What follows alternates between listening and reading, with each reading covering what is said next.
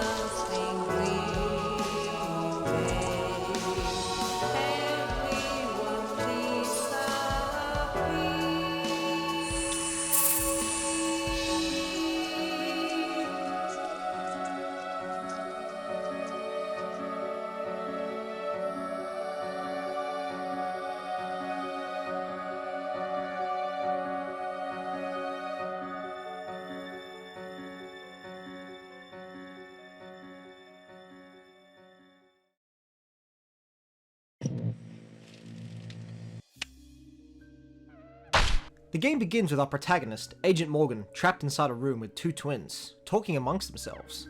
Whatever these two could be talking about is anyone's guess. Taking a moment to examine the room, we come across a table full of figurines of an obese man, a clock, and some other random junk if I'm honest, S. It will start soon. It's about time to get started.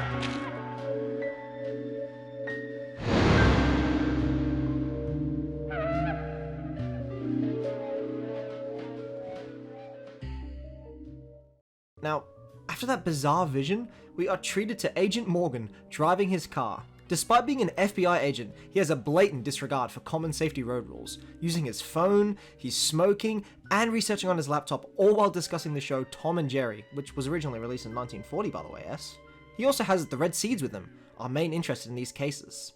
Now S, Agent Morgan seems to talk with someone else named Zach. At this point in time, I don't know if this is a person, or the imagination of him, or someone in the communication system. It could even be a commentary on York talking to us, Zach, the player.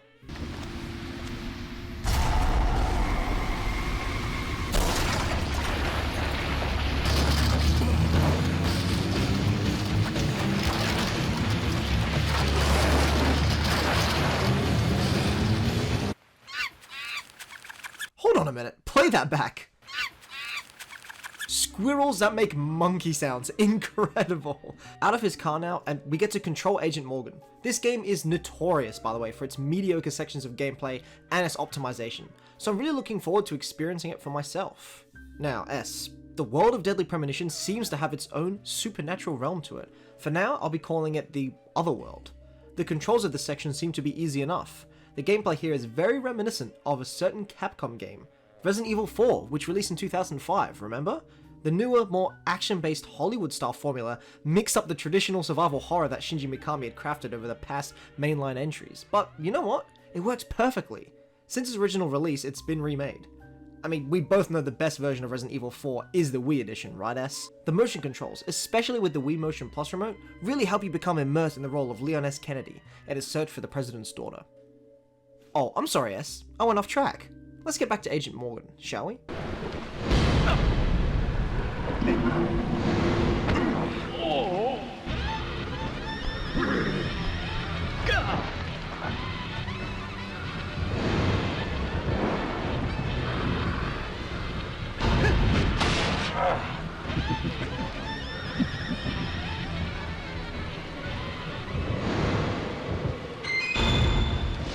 I wonder who that mysterious man was. I believe he's the antagonist of the game, dubbed the Raincoat Killer. I'm sure we'll learn a lot more about him.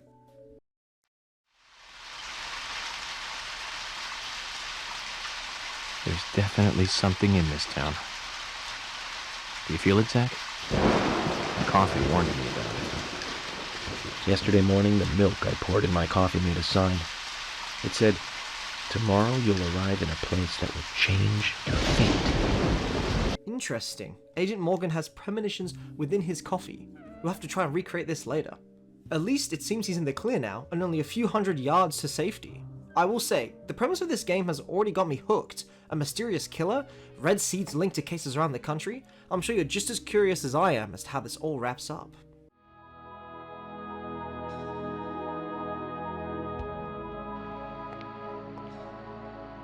I didn't think you'd keep me waiting in the rain for so long. FBI Special Agent, Francis York Moore. She's easy on the eyes. Definitely worth a trip to the primitive world. By the way, don't mention anything about what happened back there. She'll think you're a psycho. Welcome to Greenvale. I'm the sheriff, George Woodman. Call me George. And this is Emily and George. Both seem to be upstanding citizens and the local law enforcement. I'm looking forward to working with them, and we'll learn a bit more about them as the game goes on. But first, let's see what the hotel is like.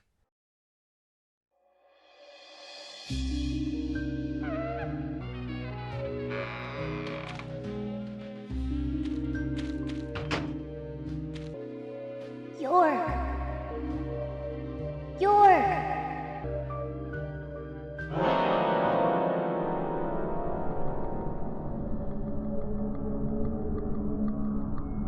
Don't breathe. Hold your breath. They can't see you if you hold your breath.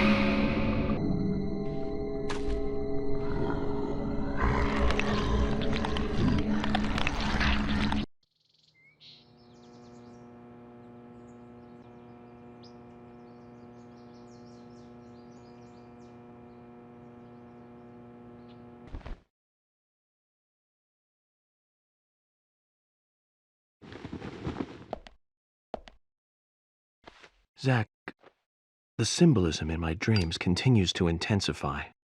A forest of red trees, a carpet with red leaves, a strange doll, and twin angels. But that child is what bothers me the most.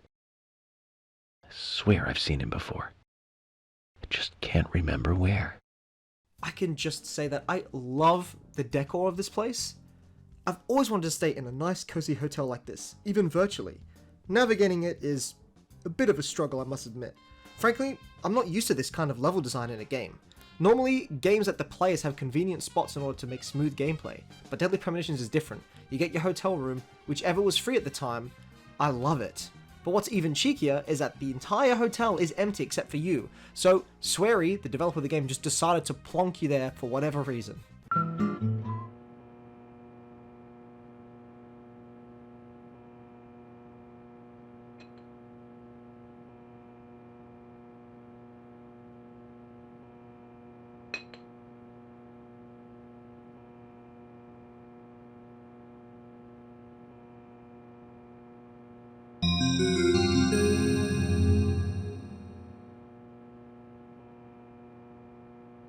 Did you see that, Zach? Clear as a crisp spring morning. F.K. in the coffee. I knew I could count on it. Never fails. FK in the coffee. S, I want you to grab a notebook and write that down. It's going to be important, I just know it. Now, leaving from this cutscene, it seems we've got a hunger and a sleep meter. We're going to have to manage Agent Morgan's physical status so he can complete the job to the best of his ability. A police car.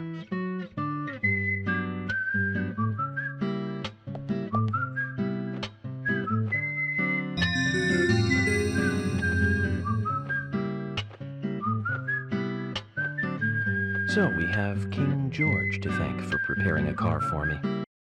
The keys were left on the front hood, and nobody stole the car. Values. This town has what the country needs. Values.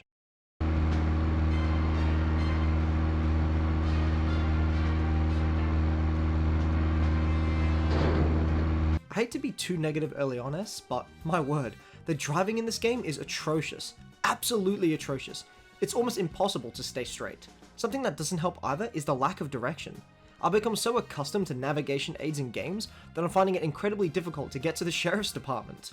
I'm gonna have to study this area and learn it like the back of my hand. But let's explore the sheriff's department, shall we? And meet the rest of the local law enforcement. Right here is Thomas. He seems like a really nice, friendly fellow, and he's tasked us with a simple fetch quest, finding the key to open the filing cabinet. Nothing we can't handle. Right, S?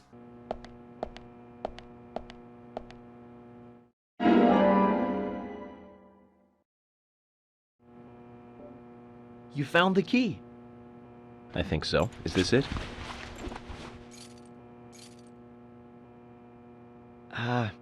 You don't know your squirrels, do you? This isn't the right key holder. This is a Siberian flying squirrel. It's closer to a land-based squirrel. The Siberian flying squirrel is larger than the southern flying squirrel, and has a standing tail while the southern has a hanging tail. Well, appearances can be deceiving. Let's try again.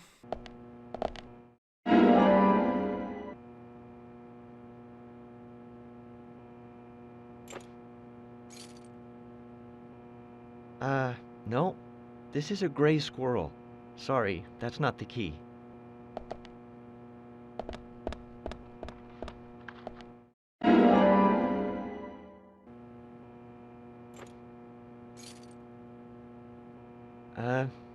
You found a Siberian chipmunk this time, have you? Sorry, wrong key. A Siberian chipmunk? I don't know whether to laugh or cry at this point.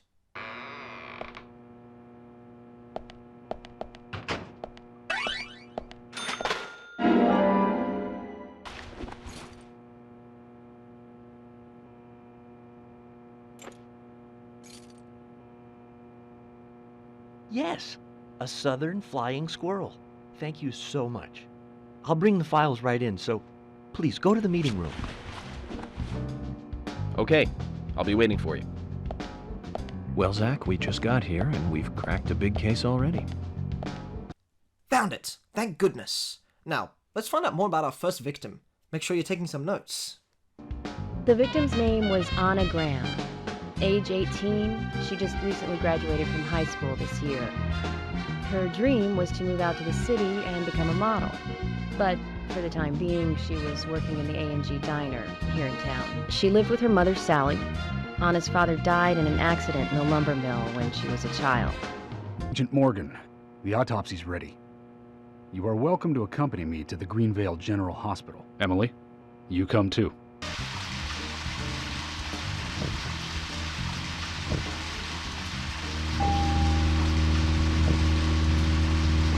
Can I just mention, despite the terrible driving controls, I love that you can use your windshield wipers and turn signals manually, and you have to drive at the speed limit. It's such an unnecessary, but honestly welcome addition. I'm starting to get used to driving in this little northern town now, even though it's only been a few hours.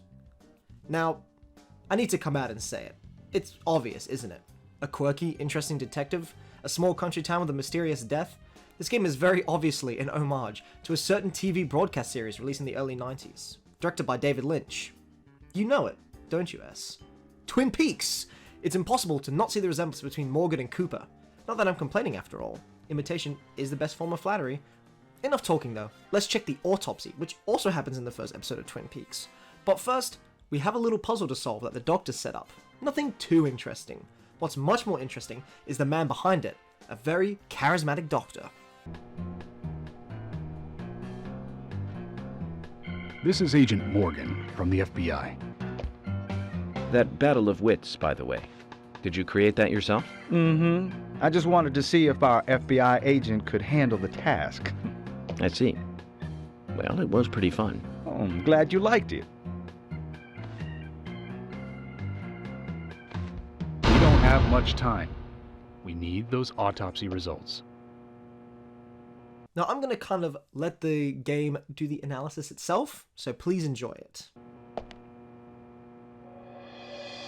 From the onset of rigor mortis, the stiffening of the muscles, the time of death is estimated to be between 20 and 2200 hours. That's still quite early for such a crime to take place. Note that there are 2 exterior wounds, pressure marks around the neck, and a long cut running from chest to abdomen. Blood marks on her right hand tell us she was gripping something round in her right hand.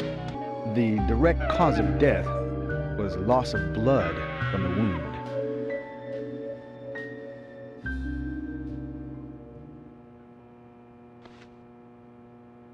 Which means... She was cut up while she was still alive. The most tragic thing, however, was that she was unable to speak her story to anyone who could hear her cries. He's a passionate kisser. This was a kiss of death.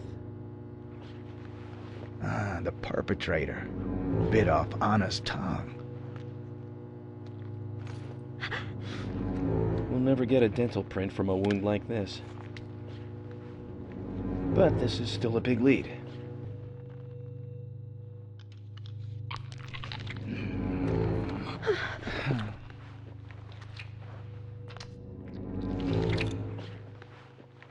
Jackpot, Zach.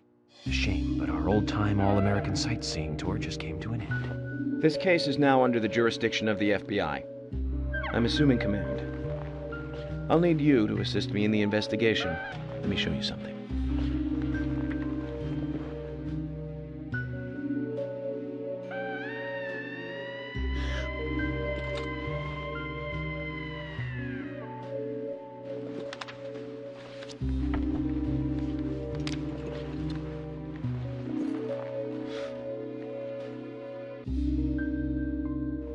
There you go. Amazing, huh? I'm sure you have a lot of questions, but most of the details are top secret. We should be going. No need to stay here any longer. Okay. I have to sign the release. Just give me a moment. Very well. I'll go on ahead. I can't take it any longer down here.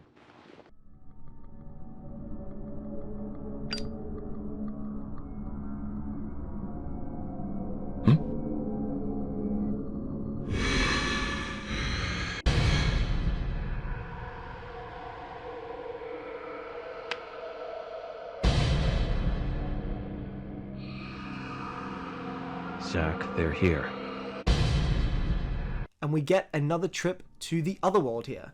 I must admit that these sections are quite plain in their execution, but the atmosphere, it's so good. They've kept the tight corridors of other horror games, which helps with the limited gameplay options in combat.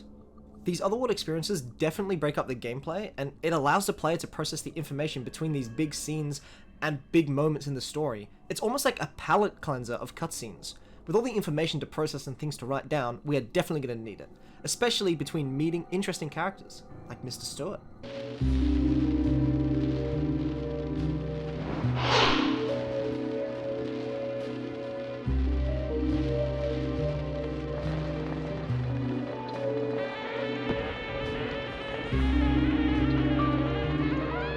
Mr. Francis Yorkmore, haste won't lead you to what you seek. Keep your eyes focused on your footing as we speak. So says Mr. Stewart. It's time to go and meet our first witness now. I will admit, on the way there, I did try to take a shortcut while driving and it ended in disaster. The worst part is that it reset me so far back, so I have to drive all the way there again, and I get scolded by Emily and George. If this has taught me anything, it's to stick to the main roads and take it slow. It's not worth the progress loss. Speaking of progress, it's time to talk to these twins. They look familiar, don't they, S? Now then, Isaac, Isaiah, tell me, what did you find here? Anna, she was so pretty. She had a red dress on. Her hair was shiny. Bright gold hair. There were lots of animals around her. Squirrel, weasel, and a snake. A real snake. We didn't know until then. But we know now. Anna was the fairy of the forest.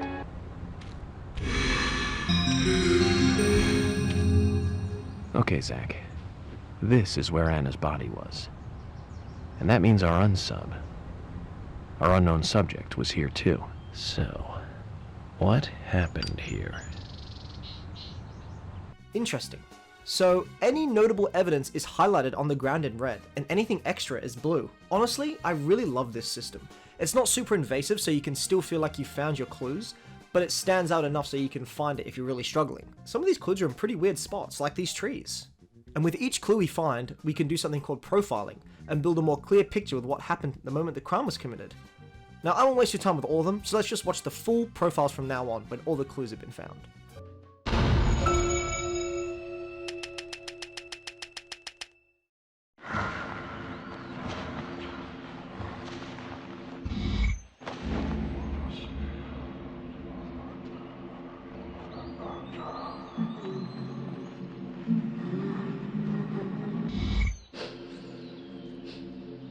Anna. Ow! Crap! Jeez! I hate this. Why did it come to this?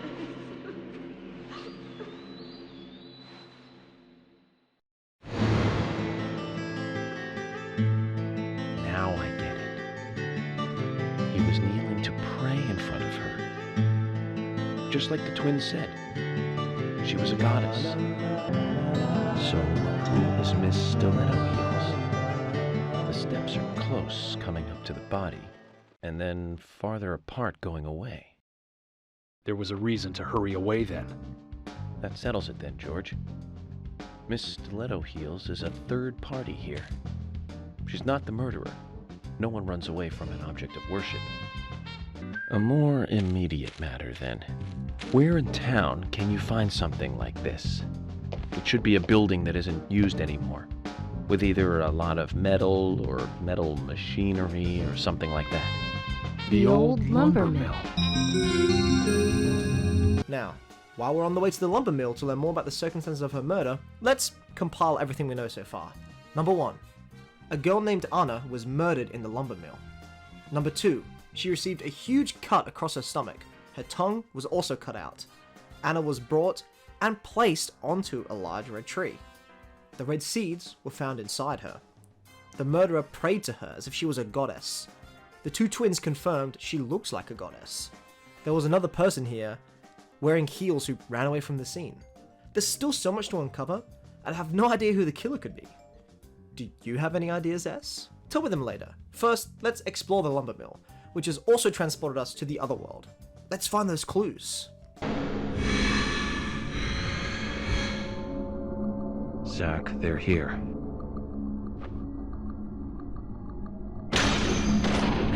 Nice shot. Zach, it's almost like an altar. Was the murder some kind of ritual?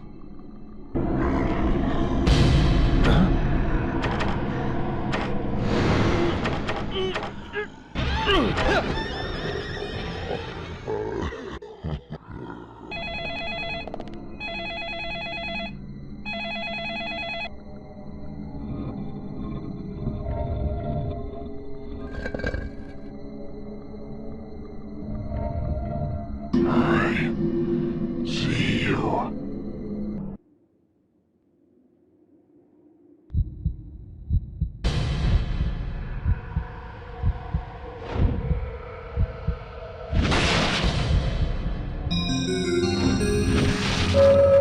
Now this is some intense stuff. We have two viewpoints, one of York, the other of the Raincoat Killer. Let's hope York can stay safe.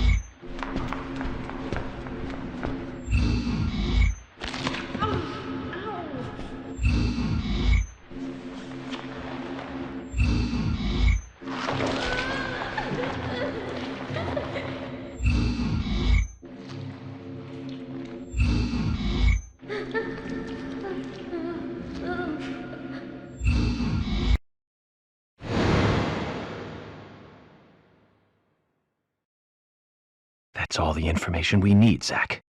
Let's go back and show them what we found. You know, there's so many great layers to this game already. Yes, it does have some serious jank, and I've already felt frustrated, especially with the navigation and super unforgiving QuickTime events. But man, if the story doesn't have me hook, line, and sinker. It seems that the killer and the victim, Anna, were on good terms. In that second flash, I think she was ingesting the red seeds willingly, but then he broke her trust and murdered her. Why did he do it? Well, I don't know yet. I also find it interesting that the Raincoat Killer has appeared every time it has rained, and so has the other world. Oh, well, there's an old story, folklore. It's a fairy tale, to me. Something about a killer in a raincoat who appears on rainy nights. A vicious killer in a bright red raincoat. Yeah, that was it. Just a foolish piece of superstition. A rubbish story someone made up. Not many people still believe it, but I guess it's a traditional place. Most of the shops still close up when it rains. School's out too. Oh, by the way, would you two kindly show me your backs? Our backs? Is this related to the case?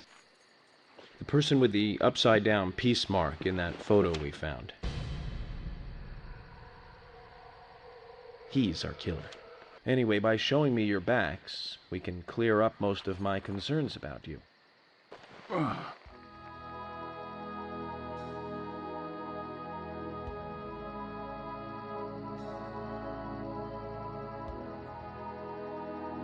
Are you satisfied now? Huh? George!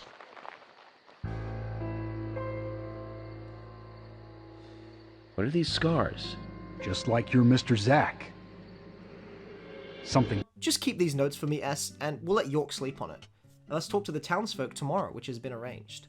Now, it seems we've got a bit of spare time before the event starts. You see, S, in Deadly Premonition, everything is on a specific schedule. People have things and routines that they do every day. So it's important to catch them at specific times if you want to follow them around and see what they get up to. If you miss that window, you might have to wait till tomorrow or maybe even next week to find them. Now, I would be heavily inclined to do it if navigating wasn't so awful, S, but I will admit, I am slowly coming to terms with the layout, because the map is so awful, I've had to start memorizing the roads and even their names. Now, was this intentional? I don't know. But I can say I don't think I'll forget the layout of Greenvale for a long time. While I don't want to go off track too much in terms of the discussion of DP and the main case, I will say exploring has revealed some interesting facts. I found Anna's house, and more importantly, in her room, we found some interesting things. Number 1, a photo of her and another girl in red outfits, similar to the ones we saw in her vision. Number 2, a mention of Becky, who we can assume is the other girl in the photo. Could she be our stiletto lady? Number 3, she mentions the killer using something on her. I'm going to assume that this was the red seeds, or maybe the ropes he tied her up in. I'm not too sure. Just write all this down, S. I'm sure it'll be important later. Let's head to the community center for now, because people have started queuing up. Good afternoon. I'm Special Agent Francis York Morgan. Some of you are already aware by now of the tragic murder of Anna Graham. Truly a heinous, terrible crime. I've come to this town to solve the murder of this young, beautiful girl.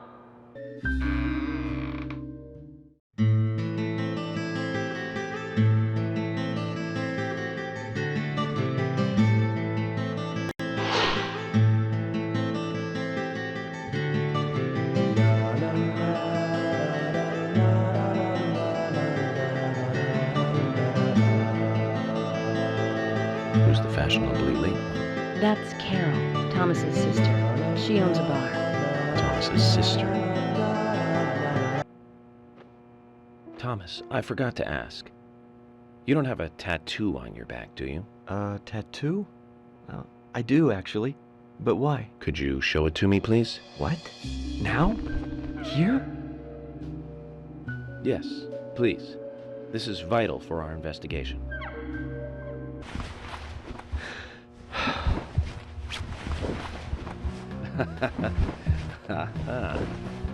Well, I'm wondering who G is now, but aside from that...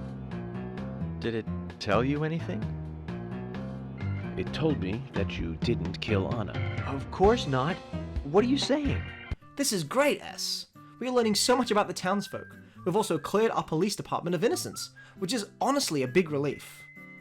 I do wonder who that G on Thomas's back. You don't think it's me, do you, S? There are so many colourful characters in this town, like Keith, a punk rocker, and Brian, the gravekeeper. But Carol, the fashionably late one, gave us some more perspective on who Anna was. Everyone looked at her and knew she was a cute, adorable, loving airhead. But they would be smiling right along with her. I wouldn't be surprised if the angels smiled with her too.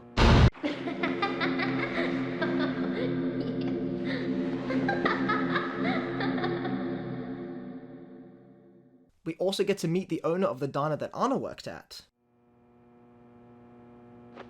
I'd like to ask you a few questions about Anna Graham. Did you notice anything strange about her prior to the incident? Nick, are you hiding something? No, nothing. You're sure? I'm sorry, but I don't like repeating myself.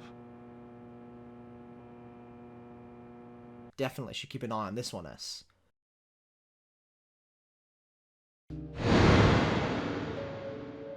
Are you thirsty? You must be very thirsty. The next chapter begins in the same red room as the previous chapter. The twins, who look a lot like the other two we met earlier, are there, and also Becky is here, who we've heard about and seen before in our previous visions. And after a rather strange encounter, we have another one, but this man who's in overalls. He said he frequents the town a lot. He's a salesman of some kind of tree with red leaves. Okay, this guy, Kaysen, has shot up immediately on my suspicious list. Please keep an eye on him, S, just in case. Enough about this guy for now, though. We have to head down to the art gallery, because Diane, who we didn't get to meet at the community meeting yesterday, is now home. Now, this art gallery is very classic S. You know, I wonder if a certain game developed by Tango Gameworks was inspired by this section of the game. Know the one I'm talking about? The detective Sebastian looking for his daughter? The Evil Within 2S. The first enemy you come across is an artisan mad with power who freezes his victims with photographs and turns them into art pieces. I don't know why, but this section reminds me of that part in the game. Maybe it's all the white and red, which reminds me a lot of the game's box art too. Anyways, S, I'm getting off track again. Look, Yorka's run into someone. I think it's Nick's wife? She appeared to be in a hurry and dropped some keys and a memo. Lucky for us, we can use both of these to get further into the art gallery. Now, S, I don't want to bore you too much with the puzzle elements in this game. While they are great, most of them are pretty basic and aren't worth going into much detail over. Instead, I'll leave some bits out, so if you decide to play through this game, you can experience them yourself. After completing the puzzle, we are treated to our first introduction of Diane.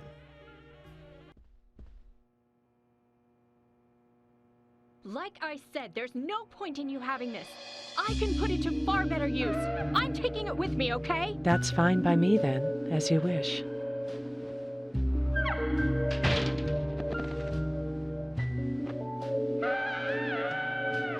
The FBI agent, right? Just wait a moment, please. I'll be right with you.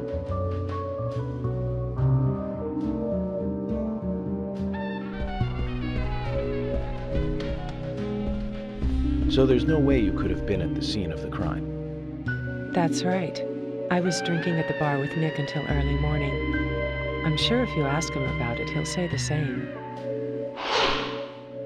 I'll be frank. Right now, you are not a suspect. But both Zach and I are certainly feeling shaky about you. If you want to remain in the clear, just watch yourself from now on. Oh, you don't know, do you? Artists and art lovers, we love a good thrill. What an interesting characteress. Now, I don't think she's a suspect, but there definitely is something else at play here. Let's go talk to Nick. Just as we suspected, Zach. Diane is the key to this case. I have a feeling she will lead us right to the criminal.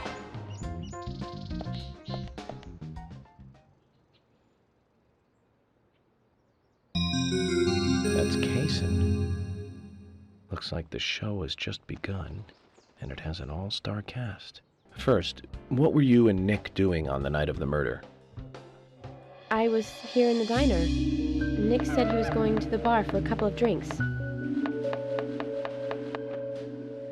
Does he go to the bar often? Leaving you to hold up the fort? Yes. He says he enjoys the conversation with Diane. Meet me in the backyard. You can get there from the parking lot. I'll wait for you there for an hour after we close up. He's been seeing Diane every night recently. He just left for tonight, too. I really don't know what to do.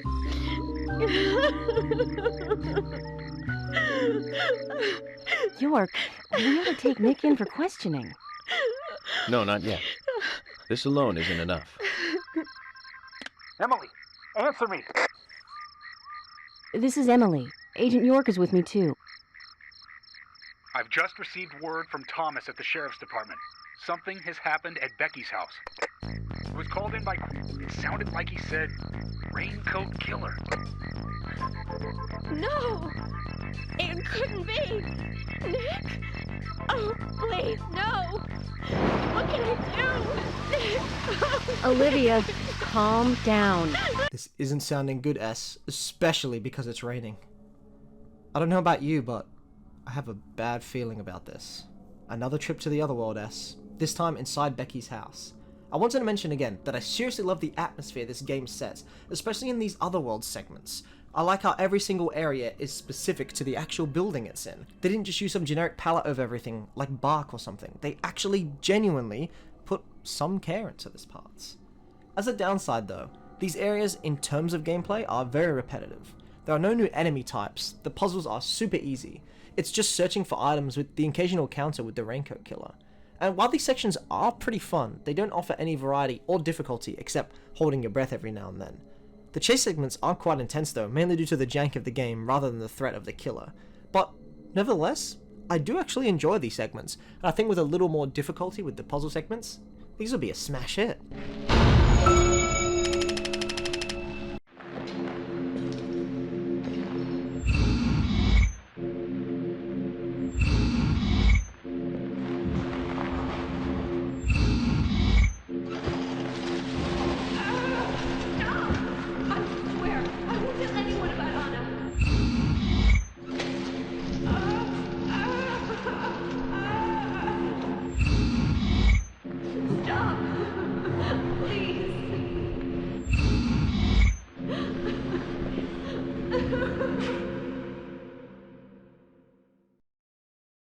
Well, I think this is a pretty clear picture, S. Becky, I think, is our mystery stiletto woman, and because of it, the killer silenced her to keep their identity hidden.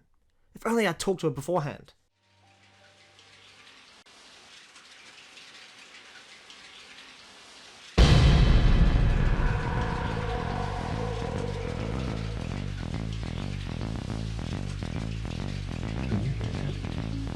Is it rain? It's the shower. Zach, the bathroom, quick!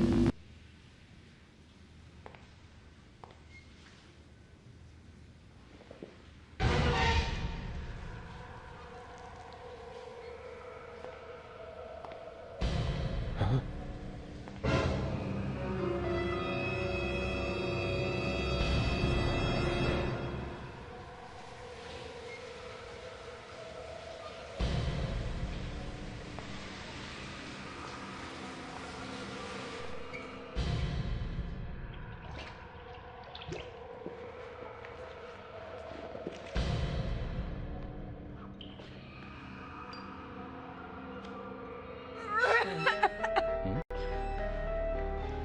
Zach, she's still alive. Who did this? Who was it, Becky? Becky! What happened here? George, stay back. She's trying to speak. We don't have time! She's dying! Thomas, cut that wire. No! We must get her to the hospital immediately. What?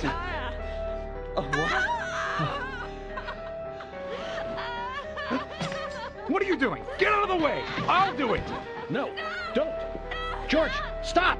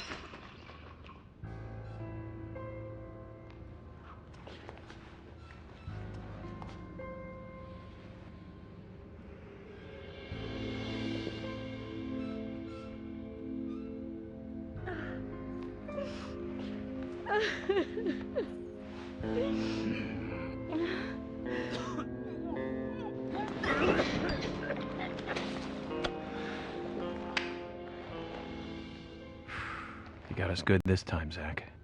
Well, that was just horrible, S. I cannot believe that they used stock sound effects for Becky's death. When I heard this the first time, I genuinely laughed so hard I was in shock. Of course, the death of Becky's so tragic, but seriously, the sound effects were so funny. Let's check that safe though. Now, inside the safe there's a journal. With some graphite, York manages to make a message out. It describes her following the killer into the woods after Anna's death. She took a locket, which we can assume is the item that Anna's hand was supposedly holding. Now, she couldn't deliver this necklace because, well, if she left the house, the killer would get her, so she gave the locket to the twins to deliver, and she also did discuss the heels, confirming my suspicions. We have to go and see Lily, the twins' mother, next. From interviewing Lily, we found out a few things. Becky wasn't coming into work, and Lily brought the two twins to cheer her up. Apparently they were close. Lily confirms that they were carrying a box, but at the moment they are with Kaysen, that incredibly suspicious man with the red tree. I don't know about you, but my tail is tingling right now, just like Vern from Over the Hedge. Remember that film, S? Bruce Willis even starred in it. Ben Folds did the soundtrack, and he did an amazing job. Anyway, arriving at the park, we finally have a chat with Isaac and Isaiah, and well, they give us a bit more information on the secret. She told us to give Diane a box. It wasn't that heavy. We took it to the art gallery and gave it to Diane. Is that all Becky gave you? Just when we were leaving to take the box to Diane, Becky called us back. She handed us something. It was small and round. She told us to keep it safe in our pocket and give it to Diane. And then you met Carol on your way? Yep, told her that we were on an errand for Becky. She said she'd do it for us. But we told her no, because Becky asked us, not her. We promised Becky to do it ourselves. So Becky did entrust the locket to them. And now Carol has it. Right, Kaysen? Huh? You were in the room when Carol took the locket back from Diane. I saw you with Diane in the art gallery that day. Well, yeah, I was there in the room, but I was only chatting with Diane. And, then Carol burst in, all angry looking.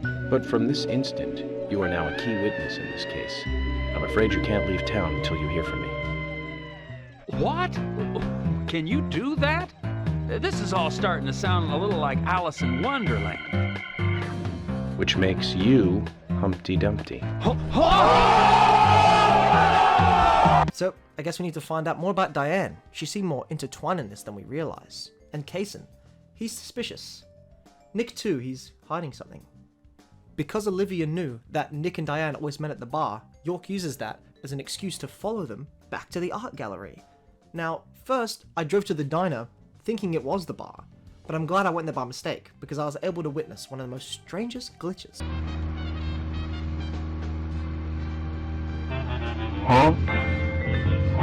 By the way, Deadly Premonition is full of these strange, goofy glitches. I don't have time to show you all of them because, well, there are a lot.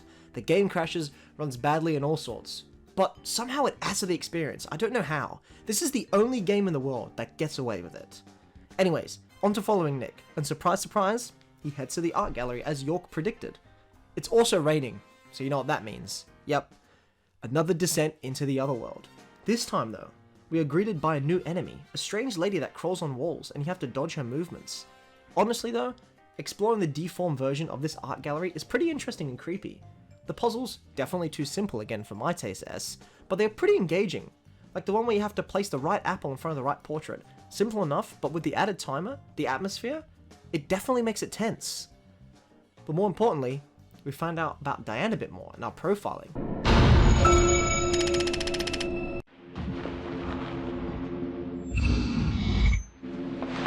You? What are you doing here? So it was you. Much more astonishing than I imagined. I'm impressed. No! Don't! I'm not gonna stop!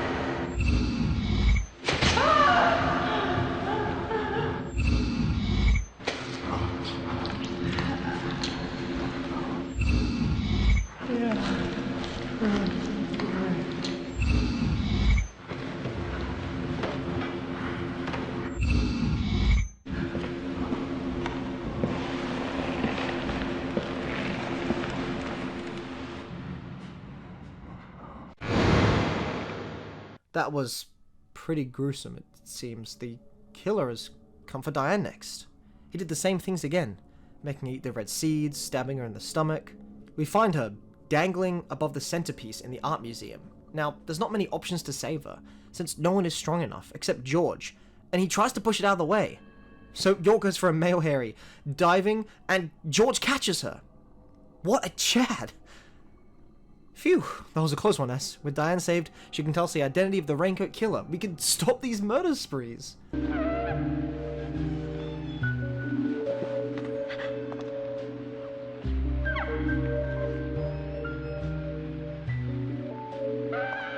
Diane. This piece is most unimaginable to Diane. And yes, this is far more than a word of piece of art. It is a piece of masterpiece by Alan Diane? themselves.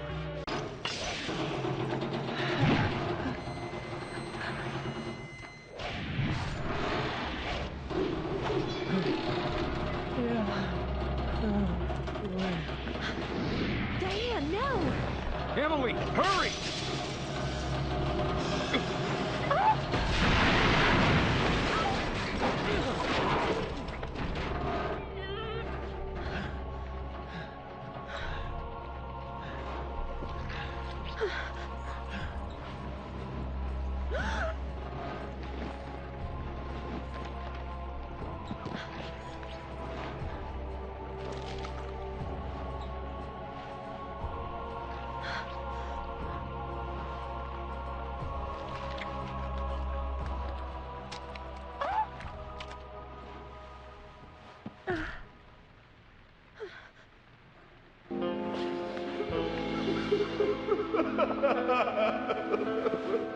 Nick, quiet.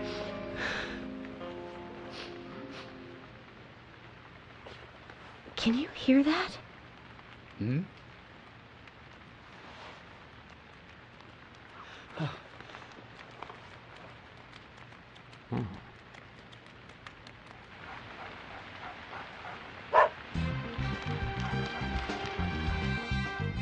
We were so close, S, but the plot thickens. Think about it. Nick can't be the killer. We watched him the entire time.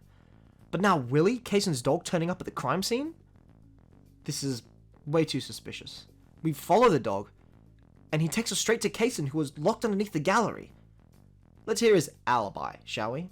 2 hours ago, me and Diane, we were taking it easy, drinking upstairs. We were, enjoying ourselves. Then Nick had to show up. Well, then Diane had a sudden change of heart. She locked me up in here. Well, then I couldn't wait anymore, so I let Willie here out through the window.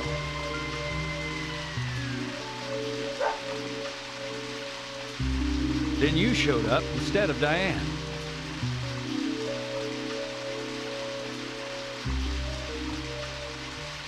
S, I really don't know what to think. There's too many moving parts of this investigation. I feel no further to finding out the killer than we were when we started. I think it's time to blow off some steam, S. George has invited us to the bar. I think we should go and learn a bit more about the man behind the badge. Now, we learned some pretty sad things about George. We found out that as a child, he was abused by his mother, mainly with a punishment called tree punishment, where she would whip him with branches. Please, Mama. I won't do it again. That hurts, Mama. I'm sorry, please. I'm sorry. Tree punishment was definitely the worst, I tell you. He talks about the law of nature and that she hurt him just because she was stronger and he was weak. Honestly, it's really sad. York tries to uplift him, saying that now that he's an officer he can protect the weak. A little touching moment amid the chaos that I was not expecting. And George, poor George, the deaths of those two girls seem to be weighing really heavy on him. I mean, he did try to save both of them, but neither worked out. This might be a bigger question of ethics, but the fact that George is growing and apologizing, saying he'll help out the best he can, when before he gave us the cold shoulder, I really like this guy. Emily also turns up and York seems pretty smitten. They chat for a while, Emily also talking about her parents, her mother who passed away, and her dad who was absent. She still keeps a locket of her mother's. And after a nice chat with them, York heads back to the hotel. Now it's time to hear about York's parents. They are both pretty caring, and they seem to be a great family. York's dad, in fact, was also a member of the FBI, which is what led York into that line of work. And Emily also asks a question that I think we've all been wondering, Who's Zach?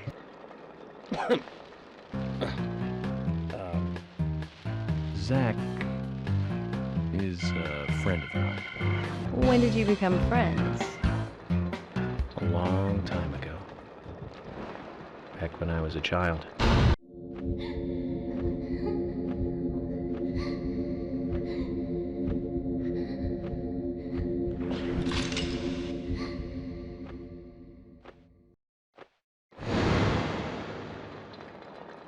I was 7. I woke up one morning to hear my mother crying in the living room. This wasn't normal, so I headed in to see her. My father was there pointing a gun at my mother. I was so scared. I closed my eyes, so I don't remember much more. But I do remember the words my father said to me. At times we must purge things from this world because they should not exist, even if it means losing someone that you love. When I came back to my senses, they were both dead. He shot my mother and then killed himself. Oh, I'm so sorry. It seems everyone in this game has had a troubled past. Poor George, poor Emily, poor York. But we don't even have time to be sad, because we are hit with a very, very interesting cutscene.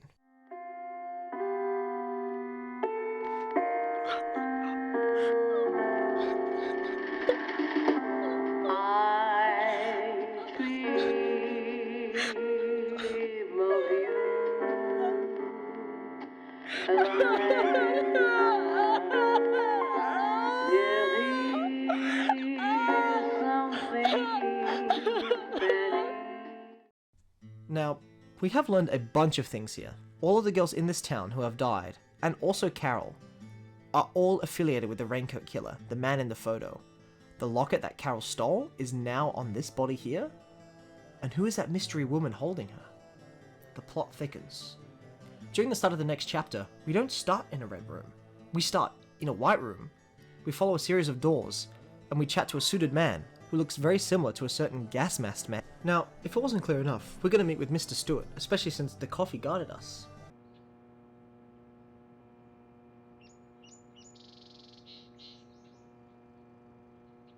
It says to hurry, and the first letter of each line is H-A-R-R-Y. Hurry to Harry. Leaving to meet Mr. Stewart, Emily's outside to tell us that Thomas has gone missing. George has gone to search for him, and we will continue with the investigation. I sure hope he's alright, he's such a gentle, nice guy. We arrive at Mr. Stewart's mansion, who told us previously he has some good information for us. Now, his house is, shall we say, eccentric. We have to solve some basic puzzles in order to get to him. Nothing crazy though. Once we meet him, he tells us to leave, and find a place where the red seeds come from. Lucky for us, York is so smart he figures it out for us. Now, I don't know if this is a thing done by Swery to give us a vague puzzle that we don't actually have to solve, but I think it's hilarious. Anyways, we travel through the graveyard, get some red seeds, come back to the mansion, do some more basic puzzles, and Mr. Stewart gives us some more information. He tells us that 50 years ago, the town's clock tower was constructed, and soon after, there was a mass murder by a man in a red raincoat. Mr. Stewart knows this because he was there. The military covered up the whole episode, for whatever reason, basically erasing the Raincoat Killer from history. Continuing on from this, around 10 years ago, there was a claim about the red seeds in town that was linked to the serial killer. The legend goes that if you kill a certain amount of people after they ingest the red seeds, you can become immortal. Now, Mr. Stewart claims that there are files in the police department that document this. This is because, back in the day, the sheriff hated the military, and some files that the military didn't destroy may still be in the police station, because they did try to cover everything up, of course. If we bring these so-called documents to Mr. Stewart, he's going to tell us even more of this tale. I think it's a win-win, don't you? Now, getting to the police station, everyone is a bit skeptical of this. Plus, Thomas is still missing. So, York head down to the filing room and we enter the other world? This isn't a good sign, S. Just as I thought. The year in which the so-called incident took place, the cabinet for it has missing files.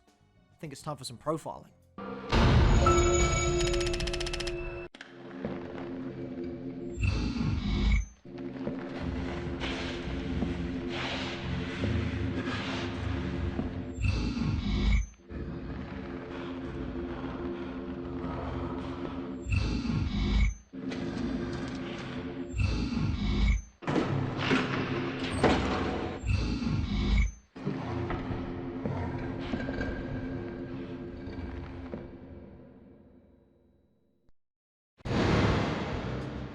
Zach, looks like we need to continue our search for the documents. The profiling reveals that the Raincoat Killer has taken these files away. But there is another revelation behind this. George makes a remark that only one person has access to the filing room at all times. Thomas. And he's missing. Could Thomas really be the Raincoat Killer? He seems so innocent. I mean, he even threw up at the sight of blood. I could do with a coffee right now. Zach, this is amazing. Even the taste of her coffee is thrilling, to say the least. What? No, nothing. This isn't the cup that Thomas always uses for me, is it? I'm sorry about that too, then. I just used a cup that was nearby. You have a problem with that? Problem? Not at all, my dear Emily. The coffee is perfect. Well, okay, taste aside, this cup certainly is perfect.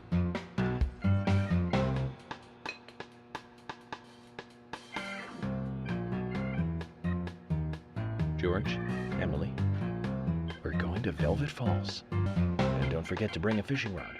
All right, I'll go get it. Fishing? Are you two serious?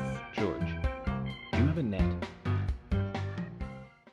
That's right, S. We are going to fish out the evidence from the lake. Now, this is how you know Deadly Premonitions is an amazing game. It has fishing. The fishing in Deadly Premonitions is kind of unique. It's very different to your standard fishing. It's actually a lottery system. So once you reel in the fish, all you have to do is spin the wheel and try to get what you actually want. It's kind of cool, honestly. Plus the music when you get a hook is pretty banging.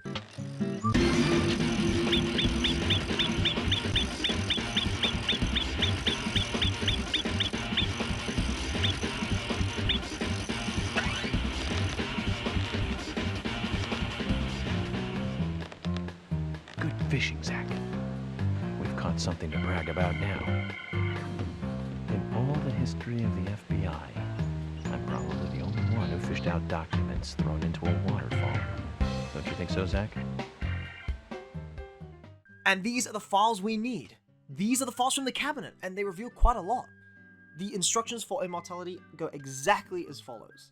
For eternal life and power, make 4 human sacrifices on rainy nights after eating the seeds.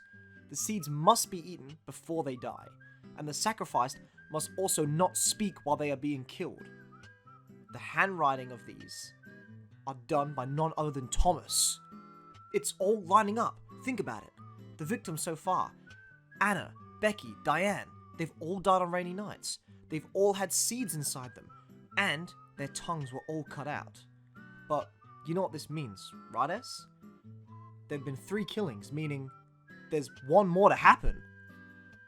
We have to go to Harry and find the rest of the story. And hopefully George and Emily can find Thomas in time. Arriving once again at Mr. Stewart's house, we are greeted with a disturbing painting, which has a group of girls in red dresses like we've seen Anna wear. They resemble the victims of the case, but also Carol. And worst of all, Emily. After viewing this painting, we are thrust into another Otherworld section. Honestly, this one is pretty cool. It definitely feels close to the original Resident Evil, which I really like. Some more basic puzzles, before we descend into Harry's den, which is full of surveillance equipment. With the document delivered though, Harry finally gives us his first-hand account of that night from 50 years ago. Harry was heading to the clock tower, which was recently built. He decided to go up to the top, but he found something devious. He found soldiers above the clock tower spewing gas and... I'm sorry, but this guy, he's very obviously him, right? These troops ring the bell to the clock tower. Apparently it rang 13 times, according to Harry. The purple gas that spewed from the clock tower, by the way, caused everyone in the town to go crazy. They started to kill and attack each other. That's when he actually saw the Raincoat Killer, who, instead of killing him, managed to knock him out, luckily. So, apparently, when it rains, this gas that the military originally released can cause strange things to happen, which is also why we always see Harry wearing a gas mask and why sometimes weird things happen, like we go to the other world. But this is where it gets even more interesting. The red seeds and the gas made by the military seem to have a similar effect, meaning that the gas could have been made and actually tested in the town itself. Just as the climax of the conversation happens, we find that Thomas has been found. He can fill in the blanks for this new Raincoat Killer. Heading to Thomas's apartment really fast, we find some interesting items here. A red wig, some footprints leading into the bathroom, and Thomas's shoes. Let's put it all together, shall we, yes?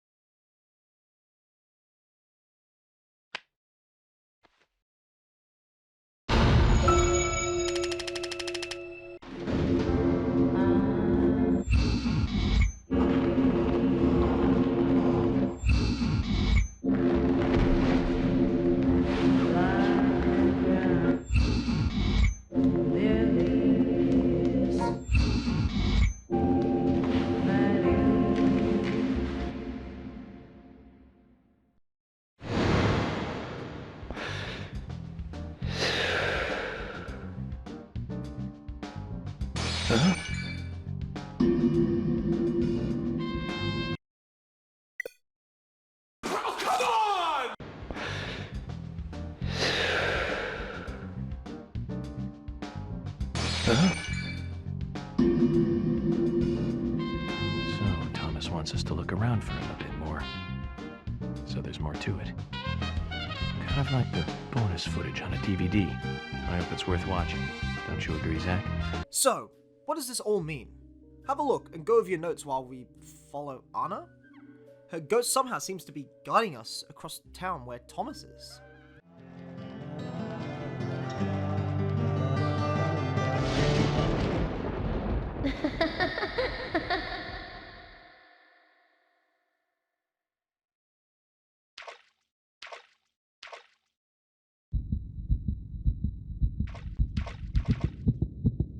Huh?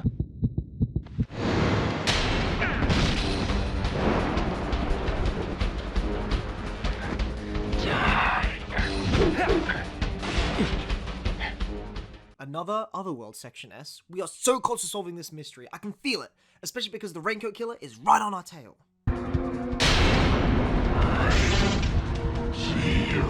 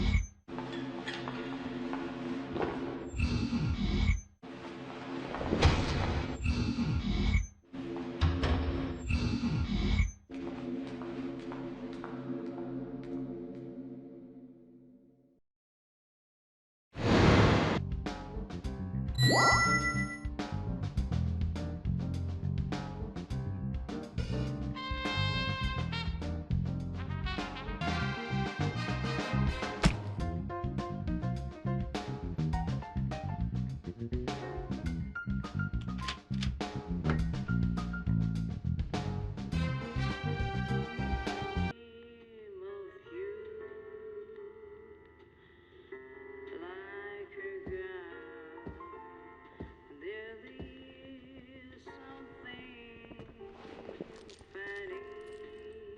Zach. Okay, so it's not bonus footage. It's still part of the main feature. The perpetrator is exactly who I thought it was. First things first. We'd better let poor Nick go.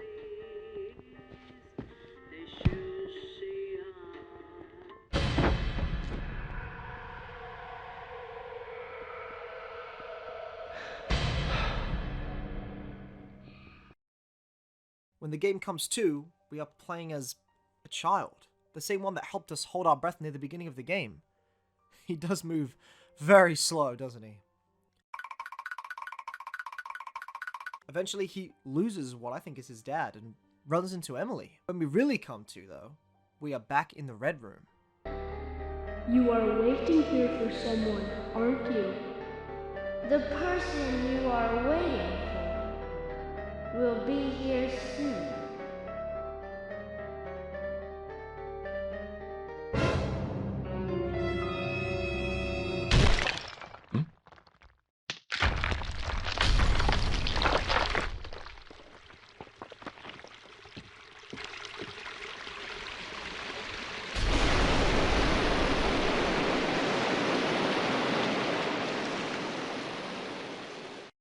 We switch back now to the rest of the crew, who found the location of York thanks to Kason. His dog Willie sniffs out York's scent, so we have to follow him as Emily. Now I know this is just a short section S, but it's so cool when we get to play as another major character, even if it's only for a small segment. It makes it extra special. In between these running scenes, we get to flash back to York, who is talking to Thomas. And eventually, both of these scenes jump together and reach a climax where Emily finally finds where York is, at the clock tower. Emily now, for the first time, goes in, and she sees the other world, and heads up to the top of the tower to confront Thomas.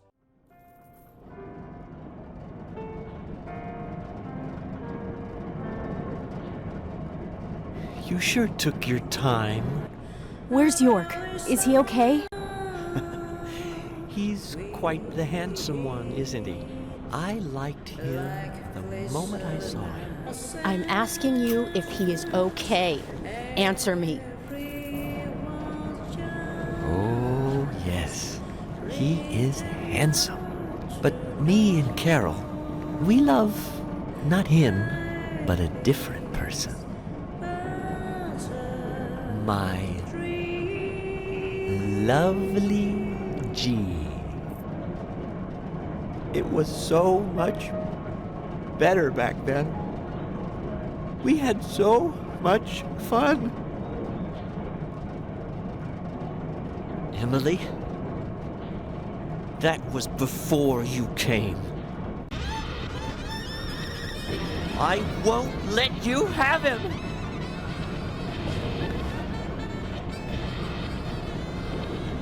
You filthy pig! Die this!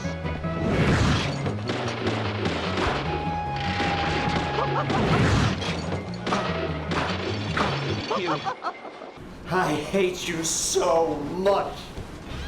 Die, you skanky swine! You stinky mutt! Get away! Get away from me! Get off!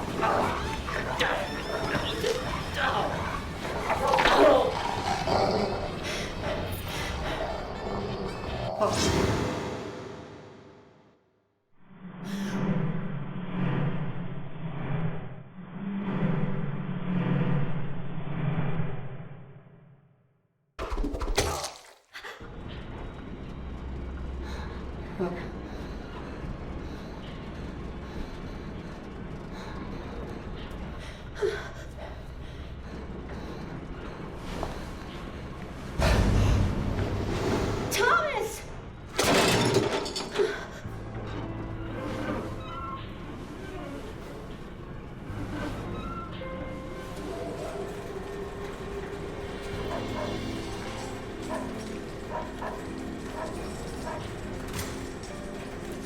Oh! Is that Thomas hanging there?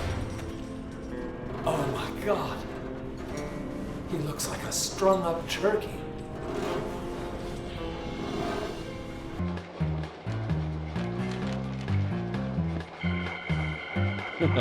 Hey, Willie.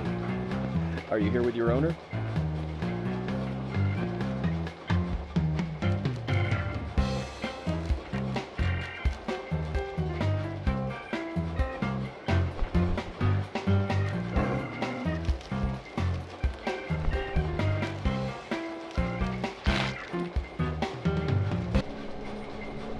York! Are you okay? I'm fine. Got to spend some quality time with Zach. York. Thomas is dead. I shot him. He tried to kill me. Emily, what about the murderer? I just told you I had to shoot Thomas. Thomas was certainly neck deep in this. But he didn't kill the girls. He has concrete alibis for all 3 murders. He also doesn't have the reverse peace symbol on his back. These are basic facts that for sure you haven't forgotten. Then who? I need you to be strong, Emily. If Thomas is not the killer, then there is only one other possibility. The only one with free access to the department files, and doesn't have an alibi at the time of the killings. Love G himself. George? George is the killer? And since when did you start thinking this? I wasn't sure to start with, but you saw the pictures, right? In that secret room in Carol's bar. That was when I became 100% positive. Hey, you two! Could you explain this so I can understand what's going on? Emily, come in. Emily here. I've rescued Agent York from the clock tower. Thomas is dead. I was forced to shoot him. I see. Huh. And you two are both all right? York is a little weak, but we're heading back to the department now. Okay. I'll do the same. Twist after twist. This game is just masterfully crafted. The story is going in so many directions, it's slotting together so nicely, and I'm so excited to see the conclusion of this S. I'm sure you are as well. Heading back to the sheriff's department, we have to gather keys to unlock a secret room. Where's this room, you might be wondering? Well, have a think, S. Remember when we picked up the squirrel keys in the beginning of the game for Thomas? There was that cell with a mattress against the door.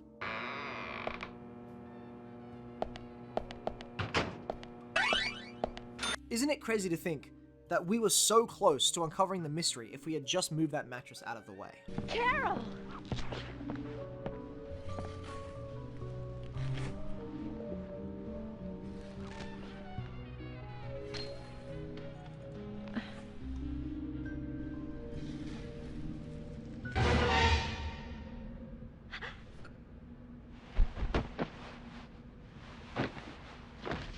Carol!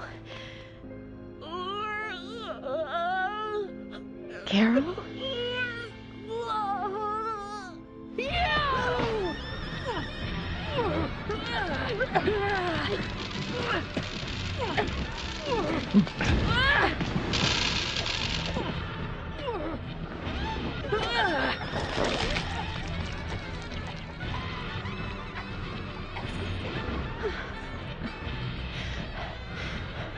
Kaysen! Kaysen, quick! Emily is now out for the count, but thank goodness Kaysen was standing there so he can take her to the hospital. Then we can deal with George. Heading into the sheriff's department one last time, we clash with him a few times before meeting him on the roof for the final confrontation.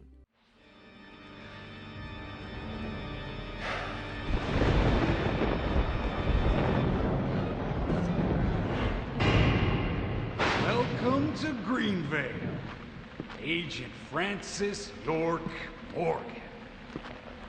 Ah, I finally got to see the real Greenvale.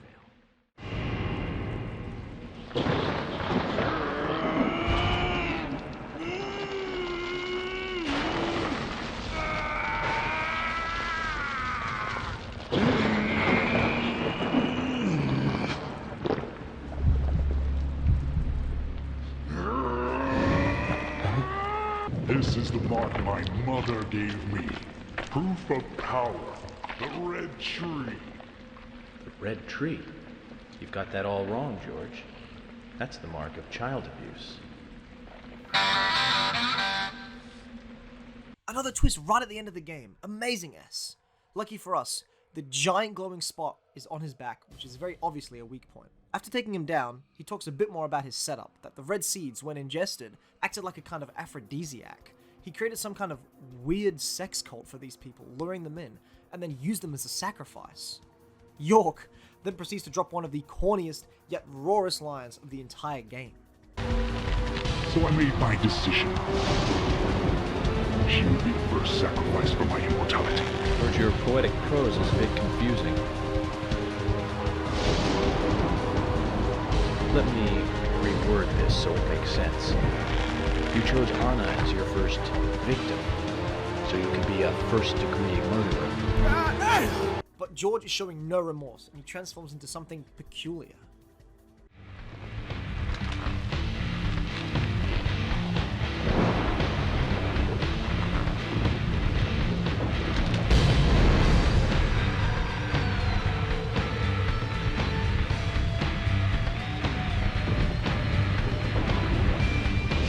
With an imagination like that, you belong in the zoo.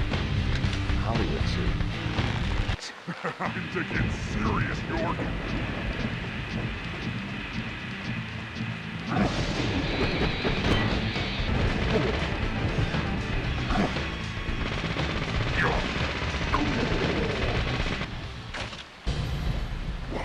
Why?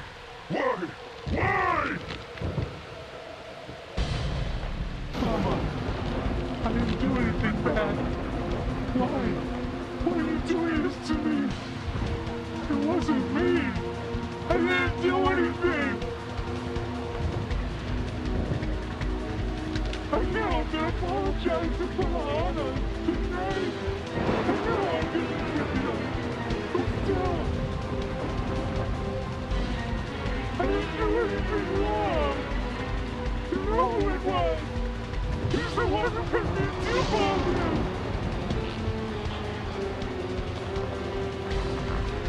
He's the one that gave me the wonderful present! York!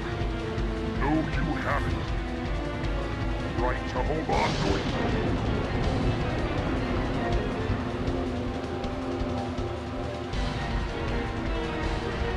You mean this? Only the chosen one can own their market. That's what he told me. I am special. I am!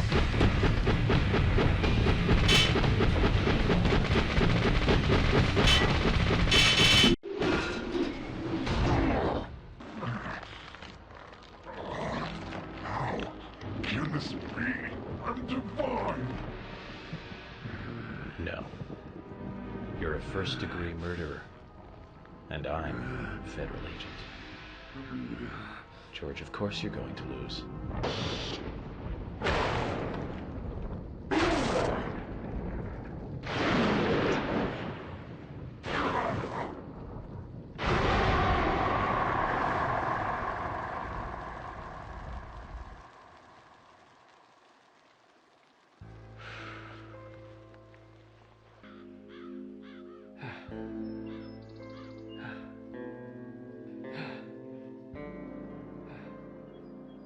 So, there's something else behind this then. You don't think it's them, do you, S? Once again, we're in the Red Room, playing as that child. We walk down and talk to all the victims of George. We return to the right room, and the game is setting up for the true finale. Upon opening an envelope, we are now awake in the hospital. My gut sinks. We ask where Emily is, and she never arrived. But you know who brought me here? Kaysen. He sent us a letter, the same one we seem to get in the White Room, which has directions to George's house. I've got a bad feeling about this, S. Arriving at George's house, we find a secret room leading downstairs, and we come across a body covered in red roots and branches. It's George's mother, and it brings with us a revelation. Meeting the mother is always a bad experience after killing the son.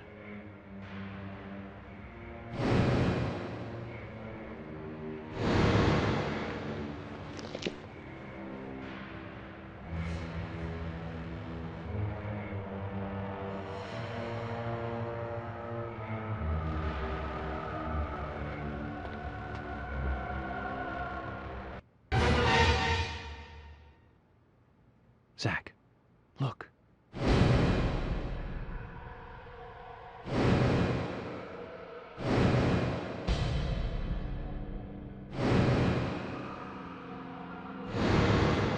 wasn't a reversed peace mark.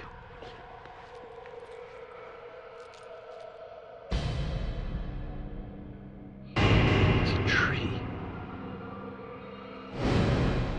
Red tree.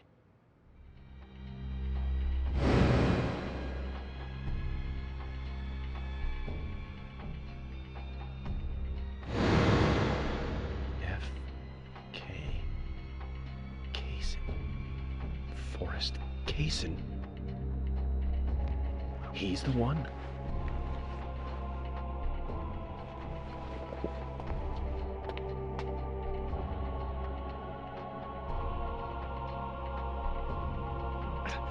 Emily. When we return to the game, we're actually in 1956, and you won't believe who we're in control of.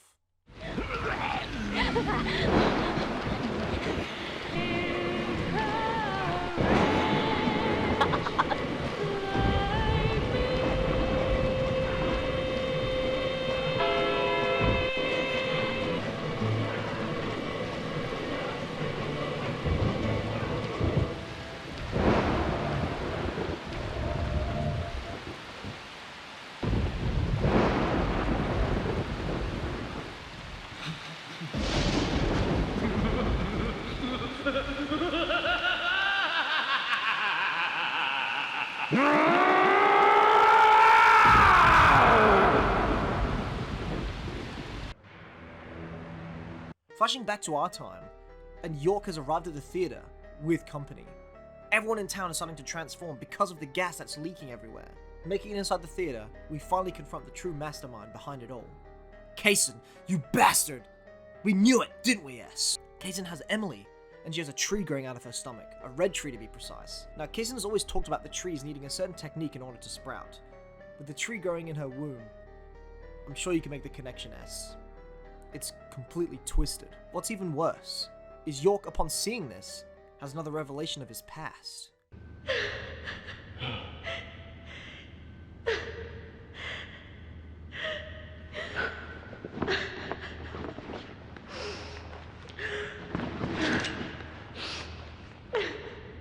Zach, what should I do?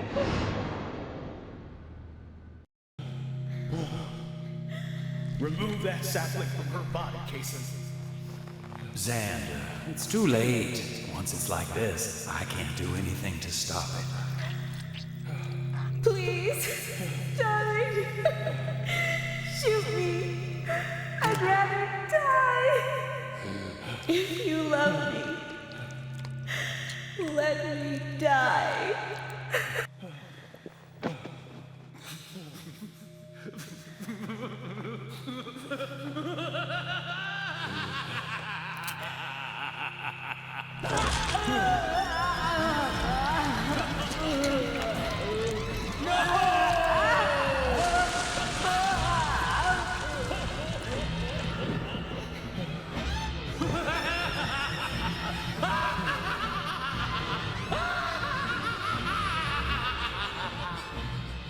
At times we must purge things from this world because they should not exist.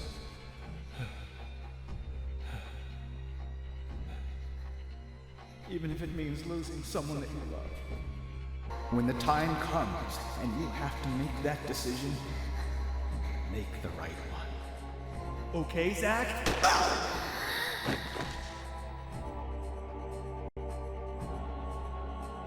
Zach. Francis. Zach. Morgan. I saw you, Zach.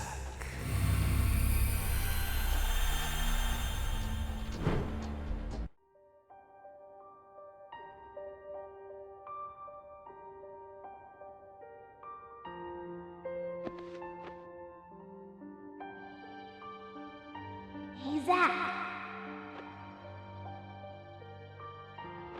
It's okay. I'm here. I'm with you. I'll be with you always. We can get through this together. Who are you? My name is York. Me and you you. We'll always be together. Okay, Zach? I'm you, and you are me. Now, give me your hand.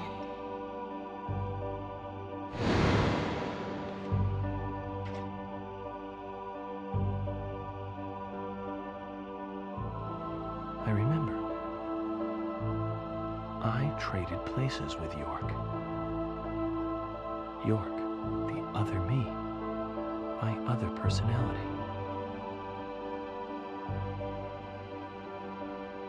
Zach, please shoot. Isn't that crazy? That we were playing the alter ego. Zach was the actual person in reality. He had repressed himself so much, he thought York was the real person. But seeing Emily in this state snapped Zach out of it. Now, he has to make a decision on who to shoot. We have to do what Zach's father couldn't.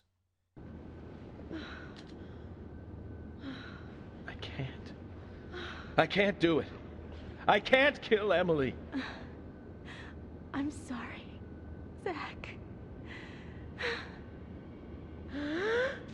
Stop.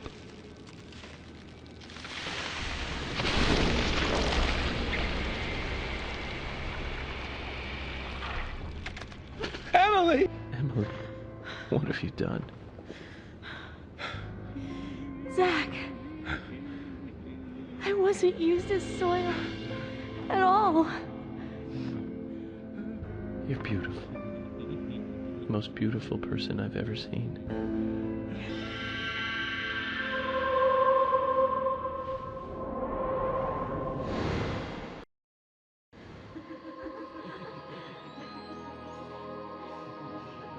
Huh?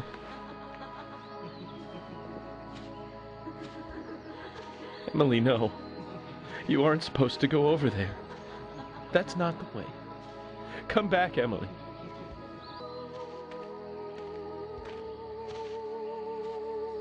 Hey, stand up, Zach. It's up to you now.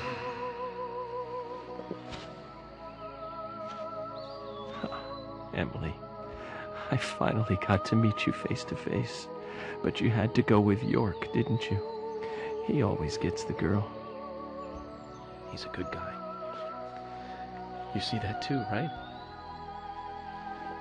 He kept talking to me and ended up pulling me back out of that room.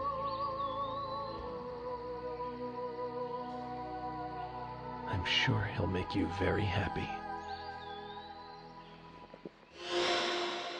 Now, there's only one thing left to do. Let's get him, S, for Emily.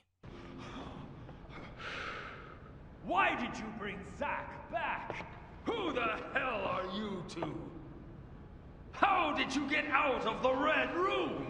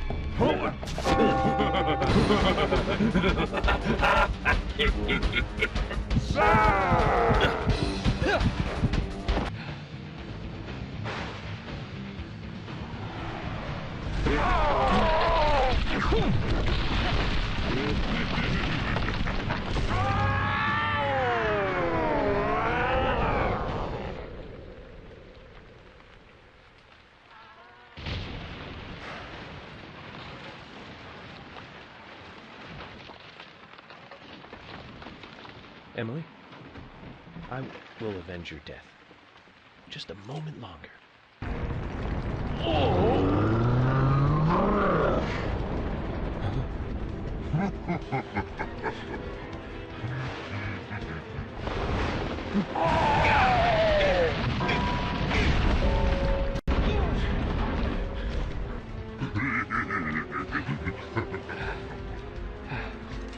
Kaysen, I've been meaning to tell you this. You're one crazy guy.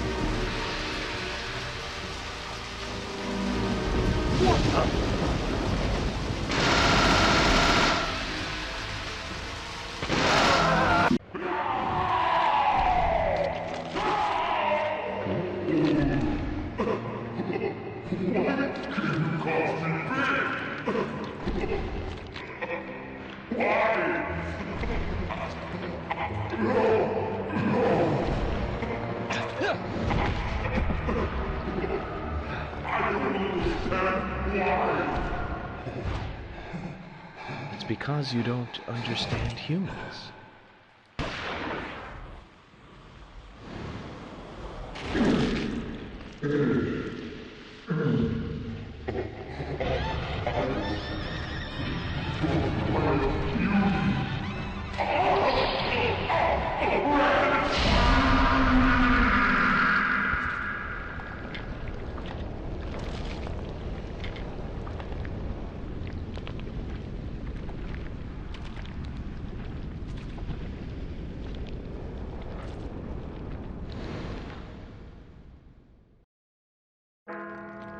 Emily, York tries not to show it, but he's pretty shy.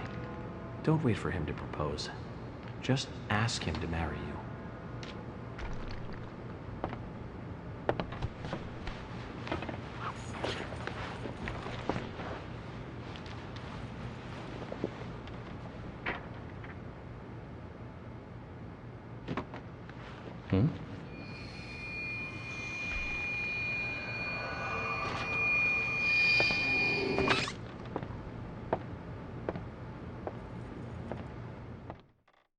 Everyone is finally safe. Zach's mental state is restored. Kaysen can't influence or hurt people anymore. This is a good ending, but not a good ending. Emily didn't make it. Zach now has to recover from being mentally blocked for that long. The town is without a police department. So many people have died. Deadly Premonitions comes back at Harry's house. We find out a few more things, even after the ending. We find out that Mr. Stewart is actually Mr. Woodman. He's George's father. After heading out, we return to the big city, but first, Zach makes a pit stop at the woods. He meets the twins again, and they bestow something to Zach. Emily kind of told us to give this to you. Emily said it's a present for Zach. Thank you. Where did you get this? Emily asked us to give it to you. See? She's over there. There's another Zach there too. You're twins, just like us. Emily couldn't give it to you herself. She said she's too embarrassed. So, she asked us to hand it to you. Emily really likes you, Zach. She really likes you. No, she doesn't. Not me. She really likes that guy York, the guy you see standing next to her.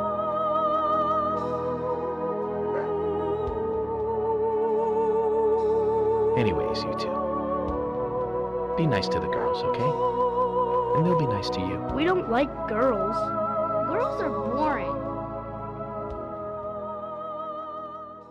With everything in town done, there's nothing left to do but head back to the city and say our goodbyes to Polly.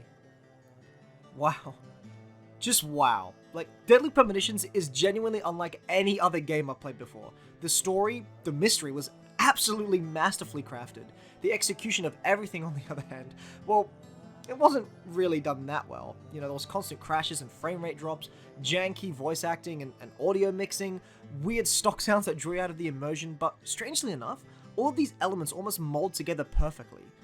After reflecting on this game for a little bit, I actually love the weird audio and the stock sound effects. It makes the game feel older than it is. It gives a strange, like, quirky 90s charm to it somehow. The only thing I would want fixed is, well, the constant crashes and low frame rate. Everything else, honestly, I'd be happy to leave.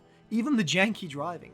By the end of my playthrough, I knew the layout of Greenvale pretty damn well. I could drive to the department, to the hotel, the gas station, convenience store, pretty much anywhere with ease.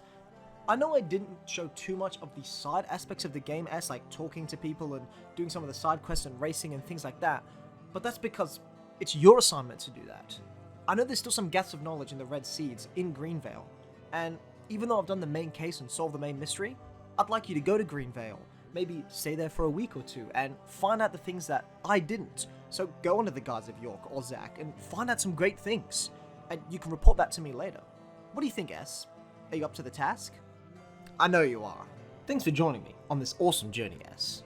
Now, before I go, I gotta remind you to keep shredding. See ya!